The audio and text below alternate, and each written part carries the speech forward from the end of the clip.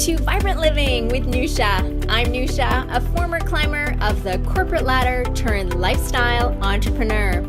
Each week, I'll bring you an inspiring message to support you in designing and creating a vibrant, fulfilling life. Thank you for joining me today. Now let's get started. Hello and welcome to Vibrant Living with Nousha. I'm Nousha, super excited to be here with you today with a special guest, Farinaz Lari. Welcome, Farinaz. Thank you for having me. Yeah, it's such a pleasure to have you here. Farinaz is a world champion in kickboxing. And what makes her story unique is that she is the first Iranian to win this title. And to date, there are no men or women that have this title. So also, she had to deal with many obstacles, including being a woman, having a family that wasn't supportive of her passion.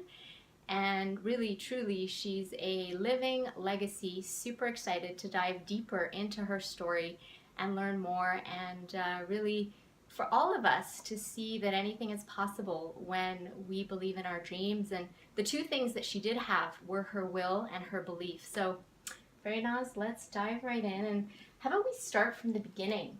What had you attracted to kickboxing? Ever since I was a little girl, I was always into martial arts. I loved, watching martial arts movies and Karate Kid and everything like that. But my family, even though they were supportive of exercising, they believe that martial arts is not for a woman. So I wasn't allowed to enter any martial arts classes or take any lessons. So once I turned 18 and I started to work and got my first paycheck, that's when I signed up for a kickboxing class and never stopped. Wow, beautiful. And so where did this whole idea of becoming a world champion start for you?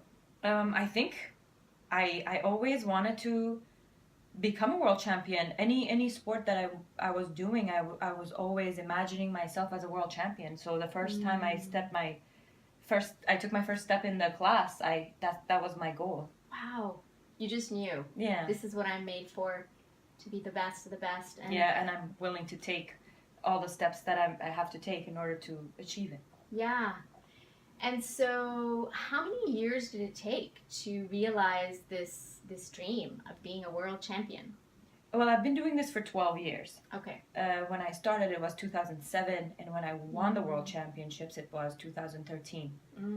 So it took about 6 years to become a world champion, but it never stopped. After that, I'm still exercising, I'm still fighting, I'm still competing. So it's a journey that you have to constantly get better.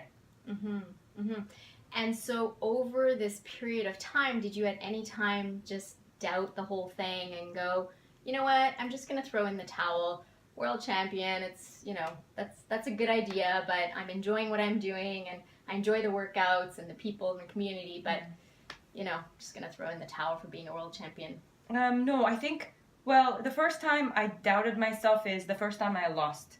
It was, I thought it's the end of the world, but it was at the beginning of the career, so I thought I'm never going to win again, and I just stopped exercising for a month, and I was all depressed, but it just took 30 days for me to get back started because I didn't feel good anymore. I needed that energy back, and then I knew that, in order to become a world champion, you can't stop with one loss. You have to keep pushing forward.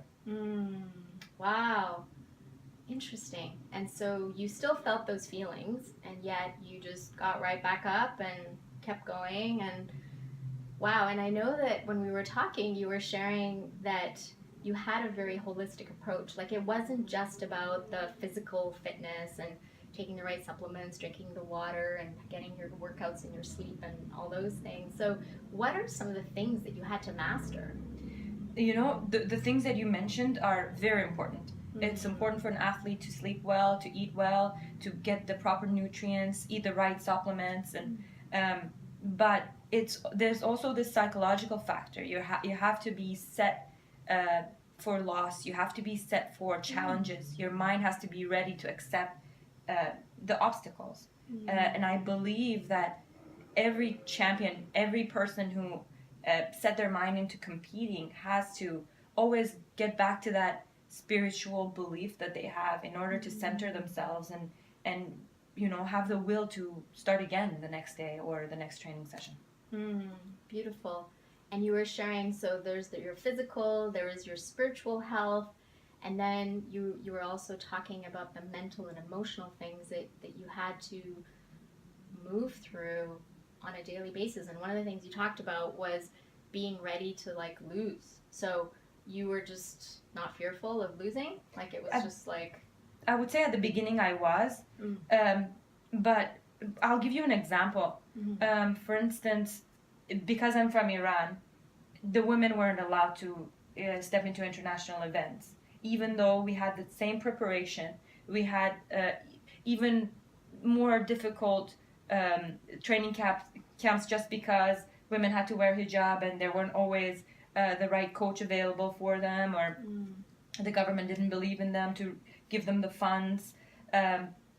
So it was mentally very, very draining, because even though you were pushing yourself so hard, you knew it's a dead end because there's no way you can step forward. I still get that from the Persian community, the athletes, the female athletes, that they feel blocked. They feel like they're stuck into this end and they can't step forward. But I think I always had that mental image in my brain that I'm in this international event against this girl that is not Iranian, and I have my arm raised, and we had this war and I won. So I think because I had that mindset, because I kept reviewing that in my head, that's how I became the first woman in kickboxing ever entering an international event. So I definitely believe that whatever you set your mind into, you can achieve. Beautiful. So you had those feelings, and yet you kept creating that vision of what's possible and just knocking down any obstacles that would get in your way. I think so, yeah. Wow, that is so beautiful. And so, you're a part of Team Living Legacy. So Farinaz is a part of Team Living Legacy, and for anyone who's interested in learning more about Team Living Legacy, you can go to teamlivinglegacy.com. And the vision of Team Living Legacy is to elevate health on the planet one conversation at a time. And so, Farinaz, what is your vision for elevating health? The first thing, I'm honored to be a part of Living Legacy. The reason being, as you explained it to me, it's not about legacy. In our mind is always about somebody living this life and then passing away, and there's this legacy that people talk about it after, where the living legacy is about you actually being alive, living that legacy. And that's that. And also, I think I'm a trainer, so I'm a full-time trainer. I do the 6 a.m. to 9 p.m. But I think the reason I feel my approach is different is because not only I believe in the physical fitness, but also the mental fitness. People come to me either early in the morning and they want that sense of achievement so they could start their day and feel successful. And it's not just about lifting certain weights or throwing certain punches. It's about feeling successful, feeling achieved. Same thing when they come from a hard day of work. Maybe they had a bad day. I want them to come in and forget about that and have this sense that, okay, I can get over that. I can do something and feel good about it. And then, start again the next day.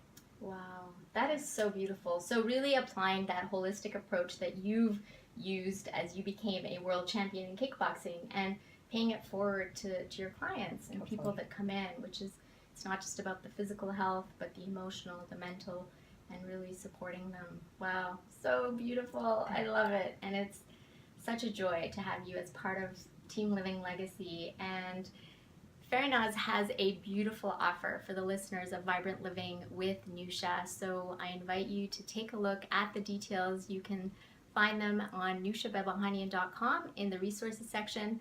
Farinaz is one of our Vibrant Living community service partners, and she's also, you're welcome, she's also on our Vibrant Living community. So you can continue the conversation with her there, and she and her husband actually hold some beautiful events and really into philanthropy and giving back and really supporting some very large causes. So I invite you to follow Farinaz, and do you have any last words to share? Just that if your podcast listeners like, I'm offering this group fitness classes and group kickboxing classes that you can try once if you like on me, on our gym. Ooh, nice. This way you can also, get the fitness aspect of what I'm talking about or the kickboxing. Yes. And then if you like, then we can continue on that, or if not, we can absolutely, it's a good experience. Why not? Beautiful. Thank you. This was a surprise for me. So this is who she is, a very generous soul. So thank you. That's so beautiful. And friends, it's been a pleasure to be here with you and to be here with Farinaz. Truly a living legacy. And really what you had is your will and your self-belief. Such a beautiful example for all of us that our dreams can come true regardless of our circumstances. So thank you. Friends, it's been a pleasure, and we can continue the conversation on Our Vibrant Living, or if you like, you can post a comment where you see this video. And until next time, be vibrant, be bright. It's your birthright. Now, let's go out there and shine our light.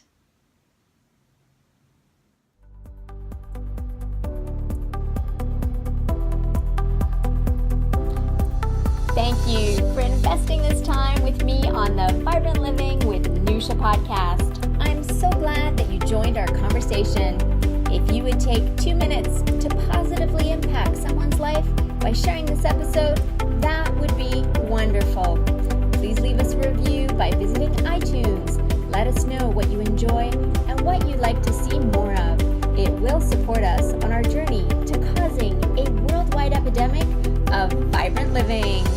Until next time, be vibrant, be bright. It's your birthright.